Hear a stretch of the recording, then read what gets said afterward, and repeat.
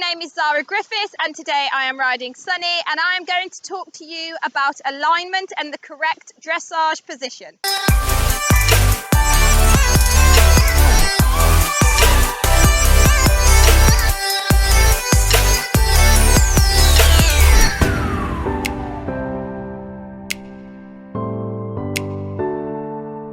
So one of the reasons that a correct riding position is important is not just because it looks good. So a lot of people think that the only reason we are told to sit this way or your trainers tell you to sit this way is to make you look better. When in actual fact, it makes life a lot easier on your horses because they can take your weight much better. I always say it doesn't matter if you are heavy or light, you can be a heavy rider and you can be a light rider. And a lot of this is to do with alignment and position. So I'm going to move around, show you what it should look like from the front, show you what it should look like from the side, and then how we can maintain it whilst we're going round riding our horses. Okay, so first of all, Sunny. You done? Finished. Okay, so first of all, I'll tell you what it should look like and then where we can make a common mistake. So alignment is the shoulder, elbow, hip and heel line, and what we want to try and do is make sure we have what I call or not what I call, what everyone calls is a neutral spine. So I want to make sure my spine is neutral, meaning I have a flat back. So I don't want to be sticking my bum out and putting my shoulders really far back. Quite often in dressage, we're always told to lift our chest and push our shoulders back, which is fine for this part, but what happens is we then get a curve in our spine and we absolutely don't want that. It's not good for you because you're going to take impact into that part of your back. We're now in hyperflexion, which is bad for you. So how I get flat back is I can think about bringing my shoulder blades down away from my ears and together and my chest is lifted, but my bum, I'm almost just going to tuck my tailbone underneath me. So we always say don't go like a ducky bum. You want to make sure that your tailbone is under you. So now I have tucked my tailbone under and my core is now engaged. So I'm feeling like I'm pushing my stomach muscles against a wall, because as I took my tailbone under, these muscles tense here. Now, this is this part of my body. Now, I want to keep that nice bend in my elbows. The reason we do that, again, is not just for looks, is because I always like to say that the elbow is like the spring. That's like the elastic. If I fix here, it's going to fix against the bit in your horse's mouth. So you want to make sure that you've got the bend in your elbow so I can soften, take a stronger contact, soften, take it stronger.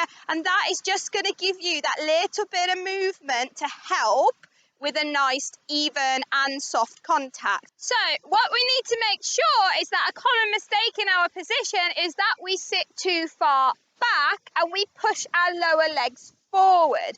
When we do this, our alignment is all off. We have way too much weight on our seat bone and it looks very messy and it's not nice for them. And what you're going to find is it actually drives them forward. So what we need to make sure is that our bum is tucked underneath. So my muscles are now pushing forward against that wall. My core is engaged. So my shoulder blades are down and together. There's that nice bend in my elbow for softness. My tailbone is underneath. And my lower leg now stays directly underneath my hips, so that I am taking my own weight. A lot of people like to say that if the horse was pulled from underneath you, you should be able to land on your feet. If your lower leg was too far back, you would land forward. And if your lower leg was too far forward, you would land on your bum. So you want to make sure that if he was taken away from me, taken from under me, that I would then land on my feet because my heels are underneath my hip. So now I'm in this position. A quick recap is my shoulder blades down and together, my chest is lifted, I'm looking up, not looking down, my heels are down, the core is engaged by tucking my tailbone underneath me. I am now in the correct position. And then just before I start riding, if we just turn around so you can look at me from the front. So what we want to make sure now is that we keep connection through our lower leg. Again, a common mistake is that we turn our toes out like a penguin, meaning that I have now lost the connection from my knees. I've lost the connection from my lower leg. There's a bit of an old saying in riding, whether it's ride with knees on or knees off, but what I like to say is that it's neither, it's ride with connection. So by pointing my toes forward, there is a connection on that saddle. I'm not squeezing him really tight, but I am making sure my knees are on that saddle so he can feel me. Okay, so by pointing my toes forward, I can keep that connection with him, and I have, I'm not squeezing him really tight, it's just that I have kept that connection with him. The art to having a great position is to have everything perfectly in the middle, not too far back, not too far forward, not squeeze too tight, but don't not squeeze at all. So it's just about having that middle ground. So let's just get moving round, and I'll tell you how I like to try and keep my position. So whilst I am walking round, I want to try and make sure that I'm keeping that alignment. So my heels are down and underneath me, and I really let my hips move with him. But I have a whole video out on how to move with your horse. So I'm not going to get too much into that. You guys can go back and watch that video. But whilst I'm walking around, one of the main things I do to try and keep my position is make sure that my tailbone is tucked underneath me and I'm moving with him. I keep the bend through my elbow and I stay looking up. Try not to stare down at him. So I'm going to leave the video there for you guys. Again, I haven't done too much moving around, but I do have a separate video out for that called How to Move with Your Horse. Go and have a look at that video.